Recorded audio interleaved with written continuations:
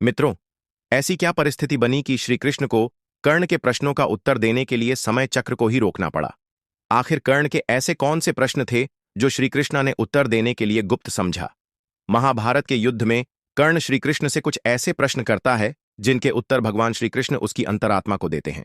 मित्रों, चलिए वीडियो में जानते हैं आखिर कौन से प्रश्न थे और उनके उत्तर क्या है। इससे पहले आप हमारी वीडियो को लाइक, चैनल को सब्सक्राइब जरूर करें और कमेंट में जय श्री कृष्णा जरूर लिखें। महाभारत के युद्ध के दौरान जब कर्ण और अर्जुन के बीच घमासान युद्ध चल रहा था, तभी एक ऐसा पल आया जब कर्ण का रथ धरती में धंस गया। वह रथ से नीचे उतरकर उसे निकालने की कोशिश कर रहा था। अर्जुन कर्ण पर प्रहार कर रहा था। तभी कर्ण श्री कृष्ण से कहता है, हे माधव, आपने मेरे प्रश्नों का उत्तर अभी तक नहीं दिया। तब श्री कृष्ण कर्ण को कहते हैं, कुछ प्रश्न ऐसे होते हैं मित्र, जिनके उत्तर सबके सामने नहीं दिए जाते, जो केवल आत्मा से आत्मा को मिलते हैं। तब श्री कृष्ण अपनी माया से समय चक्र को रोक देते हैं। इतना कहते ही श्री कृष्ण ने अपनी दिव्य माया से समय चक्र को रोक दिया। युद्धभूमि में सब कुछ थम गया, हवा रुक गई, पक्षी उड़ते उड़ते स्थिर हो गए, योद्धा जहां के तहां खड़े रह गए। श्री कृष्ण बोले, पूछो कर्ण, जो पूछना है। अब समय भी तुम्हारे उत्तर सुनने के लिए ठहर गया है। कर्ण कहता है, हे माधव, जो बदलाव लाने की कोशिश करता है उसे हमेशा समाज के क्रोध का सामना क्यों करना पड़ता है? समय खुद बदलाव करता है, फिर भी लोग परिवर्तन का विरोध क्यों करते हैं? श्री कृष्ण कहते हैं, मित्र कर्ण, परिवर्तन प्रकृति का नियम है, लेकिन अधिकतर लोग स्थिरता चाहते हैं। जब बदलाव आता है तो वो अस्थिरता लाता है, और यही अस्थिरता लोगों को डराती है।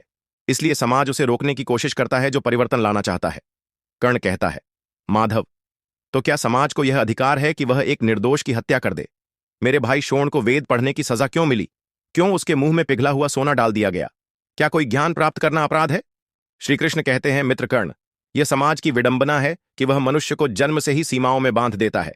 ज्ञान पर किसी का अधिकार नहीं होना चाहिए, लेकिन समाज इसे जाति और वर्ग के आधार पर बांट देता है। कर्ण कहता है, तो फिर गुरु द्रोण ने मुझे शिक्षा देने से क्यों मना कर दिया? जब रंगभूमि में मैंने अर्जुन को चुनौती दी तो मुझे सूतपुत्र कहकर रोक दिया गया। द्रौपदी ने मेरे साथ विवाह से इनकार कर दिया क्योंकि मैं सूतपुत्र था। यह सब क्यों माधव? श्री कृष्ण कहते हैं, कर्ण, क्योंकि तुम विशेष थे। भाग्य ने तुम्हें परिवर्तन के युद्ध का योद्धा चुना था, और जो विशेष होते हैं उनकी परीक्षा भी कठिन होती है। तब कर्ण कहता है, तो फिर आपने मेरे साथ अन्याय क्यों किया माधव? आप जानते थे कि मैं सूतपुत्र नहीं हूं, फिर भी मेरे और अर्जुन के द्वंद्व को आपने हमेशा रोका। जब मेरा रथ धंस गया तब आपने अर्जुन से मुझ पर हमला क्यों करवाया? यह कैसा धर्म है? श्री कृष्ण कहते हैं, कर्ण, तुम्हें याद है कि तुम्हारे गुरु परशुराम ने तुम्हें श्राप दिया था कि जब तुम्हें सबसे ज्यादा जरूरत होगी तब तुम अपने दिव्यास्त्रों की विद्या भूल जाओगे। आज वही हुआ। कर्ण कहता है, परंतु मैंने कौन सा पाप किया माधव? मैंने तो हमेशा अपने मित्रों का साथ दिया, गुरु का सम्मान किया, धर्म की राह पर चला। श्री कृष्ण कहते हैं, मित्र कर्ण, तुम्हारा सबसे बड़ा पाप था तुम्हारा मौन। जब द्रौपदी का अपमान हुआ तुमने कुछ नहीं कहा। जब अभिमन्यु को छल से मारा गया तब भी तुम चुप रहे। यह मौन तुम्हारा अपराध था। कर्ण कर्ण को वह पल याद आया जब उसने दुर्योधन को समझाने की कोशिश की थी, लेकिन फिर भी वह उसका साथ देता रहा। कर्ण की आंखों में पश्चाताप था। श्री कृष्ण ने कर्ण के घावों पर हाथ फेरा और वे घाव भर गए।